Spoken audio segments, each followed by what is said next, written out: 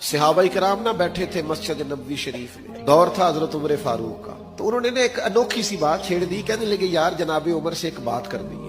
کہا جی وہ کیا؟ کہنے لگے حضرت عمر کا کرتا اتنا پرانا ہو گیا پیوند لگنے کی بھی جگہ نہیں، ان سے کہنا کرتا تو نیا لے لے۔ اتنے اتنے وزیر، اتنے اتنے سفیر، اتنے اتنے ملکوں کے سرکاری عہدیدار ملنے آتے ہیں اور جناب عمر کا کرتا وہی پرانا، سب صحابہ کا اجماع ہو گیا، کہنا چاہیے۔ تو ایک صحابی بیچ میں سے بولے کہنا تو چاہیے پر یہ اس شعر کا نام بھی لو جو امیر المومنین سے بات کرے گا، بندہ بھی بتاؤ۔ تو کہنے لگے ہے نا ہمارے پاس ایک ہستی جن کی جناب عمر نہیں ٹال سکتے، وہ کون ہے؟ کہا مولا علی شیر خدا۔ حضرت علی کو بلایا اور اپنا مدعا بیان کیا کہ حضرت اتنے اتنے ملکوں کے وزیر سفیر لوگ آتے ہیں، ہماری خواہش ہے کرتا بدل لیں، اور پھر اسلام پر اب تو فتوحات ہے، اگر ایک کرتا نیا لے لے تو حرج کیا ہے؟ حضرت علی کہنے لگے بالکل ٹھیک کہتے ہو، کہنا چاہیے۔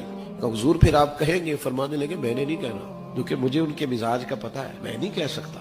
کہا جناب بات درست ہے تو آپ کریں۔ فرمانے لگے تمہیں جگہ نہ بتاؤں جہاں سے بات کہلاؤ گے تو عمر ٹالیں گے نہیں؟ کہا وہ کون سی؟ کہنے لگے سیدہ عائشہ صدیقہ سے کہیں، وہ ماں کا درجہ رکھتی ہیں نا مومنوں کے لیے، تو سیدہ پاک رضی اللہ تعالی عنہ جب فرمائیں گی تو عمر ٹالیں گے نہیں۔ یہ بات سیدہ عائشہ کی خدمت میں عرض کی گئی، انہوں نے امیر المومنین کو پیغام بھیجا، جناب عمر نے 1 منٹ نہیں لگایا، دوڑے آئے، حضور کے گھر سے پیغام آیا، اما جی میں حاضر ہوں، میرے لیے حکم ہو۔ تو جناب عائشہ صدیقہ رضی اللہ تعالیٰ عنہ فرمانے لگی امیر المومنین صحابہ کا کہنا یہ ہے کہ کرتا بہت پرانا ہو گیا ہے، اب تو پیوند لگنے کی جگہ بھی نہیں رہی، حرج کیا ہے، اسلام منع نہیں کرتا، آپ یہ کرتا بدل لیں۔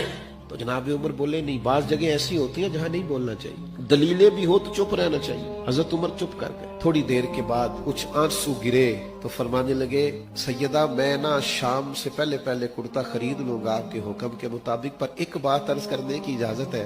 کہا کیجئے۔ تو جناب عمر فرمانے لگے یہ جو میرا لباس ہے نا حضور کے زمانے میں بھی اسی طرح میں رہتا تھا، دل کرتا ہے اسی طرح رہوں جو حال حضور کے زمانے میں تھا۔ جس زمانے میں حضور نے ظاہری طور پہ ہمیں چھوڑا ہم اس سے آگے پیچھے نہیں ہونا چاہتے، اگر ہمیں وہیں رکھا جائے حضور کی سنت پر، باقی آپ حکم کریں میں کرتا بدل لوں گا۔ اب حضرت عائشہ صدیقہ کی کوئی آواز نہیں آئی، بس ان کے رونے کی آواز آئی، اور فرمانے لگی عمر جو صحابہ نے کہا وہ بھی ٹھیک تھا، پر جو آپ کہہ رہے ہیں وہ تو بالکل ہی ٹھیک ہے، آپ جائیے جس حال میں آپ خوش ہیں وہ کام کی، نبی کریم کو سب کچھ سمجھو گے تو یہ جو دوڑ لگ گئی ہے نا زندگی میں ہماری، پیسہ ہی کمانا ہے، کرو جائز پیسہ کمانا حرج نہیں، لیکن جس طرح ہم پھر اس کو اپنی خواہشات کی بھیٹ چڑھاتے ہیں، جس طرح سے فیشن کی نظر کرتے ہیں، غریب تو ویسے ہی رہ جاتے سسکتے ہوئے، اور ہم کھانا کھا کے بھی فاسٹ فوڈ بگا رہے ہوتے ہیں۔ کیوں؟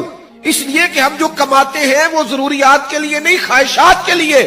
نبی کریم سے پیار کرو گے، سب کچھ حضور کو جانو گے، پھر ان چیزوں سے باہر آ جاؤ گے۔